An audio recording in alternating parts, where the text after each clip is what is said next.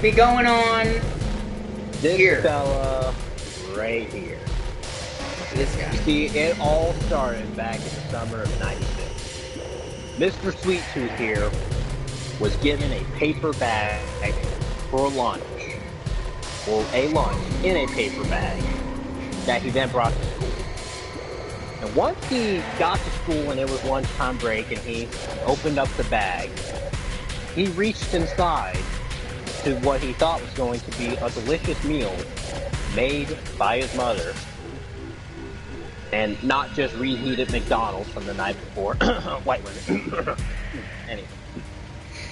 And lo and behold, there was just a full-powered 50 cal BMG machine gun, and the bag started speaking to him. Well, of course he thought he was delusional, he was going insane. And he saw the bag just levitate up the machine gun and just gun down everybody. Well, and again, he knew, like, this can't be happening, this isn't real. And so he denied it and just said, no, I'm just tripping over here. Little did he realize, this man has a connection to Dylan and Eric, the Columbiners, whose soul, spirit, life energy, essence, and manifesto imbued itself into that paper bag after killing his mother, which he would then discover on his way back home as the paper bag. Harold, covering him from an onslaught of SWAT teams, National Guard, world military, and was just untouchable. He had formed a bond, not of his own consent, nor accord, or even understanding. And so in this constant means of denial of his own presence in life and his own humanity, why would this be happening? Why is he the one? Discovered this inner conflict, this turmoil of, like, what was I chosen for? To be in this massacre, in this diabolical realm of over-the-top redonkulousness. How does a paper bag wield a 50 cal machine gun? How did a 50 cal machine gun even fit inside there? There was like at least 6 feet of room inside the paper bag. And this dilemma, this conflict in him, this manifested in literal flames of wrath and hatred, almost even the pits of agony of hell, summoned upon his face, and he understood there's only one thing that can be done here. I must serve ice cream at the local park and bring sweet, delicious treats and knockoff SpongeBob ice cream pops to the children.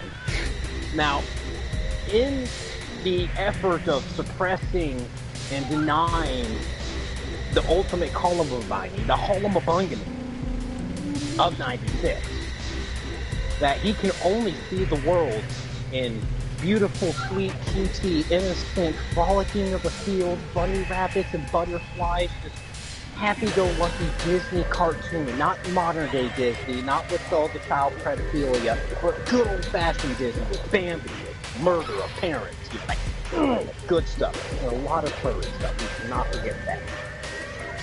And in his mind, he can only see the smiles and laughter of the children around him as he hands out sweet, delicious treats of cool, refreshing, creamy goodness on a hot summer day. But Harold, man, he fused himself. He reached into the bowels of the ethereal realm and conjured and manifested weapons, armor, matter, the very core of a dwarf star. And ultimate Hullabaloo conglomerated it into this literal weapon of mass destruction.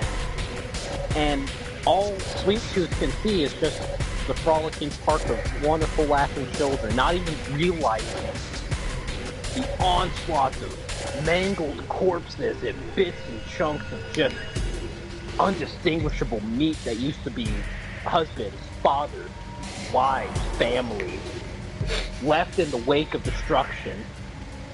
And ultimately, the confrontation with Calypso. He thought that he was wishing to just be able to converse, to manifest the being of Harold in front of him again. And all that happened was the proverbial bag. The veil was lifted from his eyes and was confronted with the true reality and horror that his existence has condemned the world to. And thus, in that case, forced him to dwell even further and further down in the pits of his own conscious ego. His id, the most feral, primal essence of living being. And that has conjured Harold into the flames of agony that he would feel if he was even still there, if his humanity was even still present. And now you see the true merged form of Harold and all of his demonic, unholy wrath, with the strong passion and love and desire for happiness and joy that Sweet Tooth once had, now repressed down into a driveling, crying child that is unfortunately capable of just wielding